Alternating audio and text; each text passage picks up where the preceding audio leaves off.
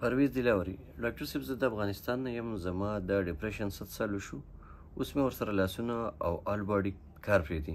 دا څه وجه کیدی شي او کوم میډیسن ورته یوز کړم؟ پلیز ریپلی. داسې ضرور مې په ډپریشن کې دا تکلیف راتلی شي، خو هر چاته نه بعضې خلکو ته کیدی شي چې لاس خپې کار پرېښودی شي، خو دا د نورو مختلف بیمارو د وجې نه یا د نورو مختلف وجو نه هم کیدی شي. که چېرې داسې وي د مختلف قسمه نیوټریشن د کمي په وجې باندې هم کیدی شي، د دغه ډپریشن وجې نه هم کیدی شي. نو تاسو لاول کوشش وکړئ چې یو کنسرن هومیوپیتھک ډاکټر له ورشئ. فرسټ اف آل بهتره خبره ده د افغانستان کې هم ډاکټران شته چې کوم پوهه ډاکټر وي هغې نه خپل ټریټمنټ وکړه. خو بیا هم که میډیسن په لحاظ سره راځو تاسو څه میډیسن ښیم چې هغې کې ښه ریسپانس ورکولی شي. د ټول نه ټاپ کلاس میډیسن د هومیوپیتھک په دغه ډپریشن کې ستاسو د تکلیف سره سیمیلر خو لازم نه دی، ځکه چې کیدی شي ستاسو لپاره نور څه میډیسن هم سجیسټ کیدی شي. نو پای کې ارسنیک البم د هومیوپیتھک یو میډیسن دی، په 200 کې هغه یوز کولی شي. دویم میډیسن زموږ سره جلسیم هم دی، هغه هم یوز کولی شي. اګنیشیا ده، په 200 کې هغه هم استعمالولی شي.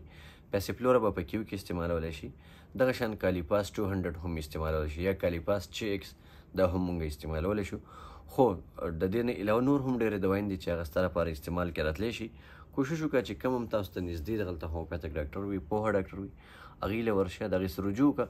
هغې به ستاسو پوره کیس ټیکنګ وکړي، هغې نه بعد کې ورته علاج وکړي. نو امید درور چې ستا د ډپریشن مسله ایور پار ایور ختم شي او الله پاک تعالی نجات درکړي. دعاګانو کې یاد ساته. د لوی الله په امان.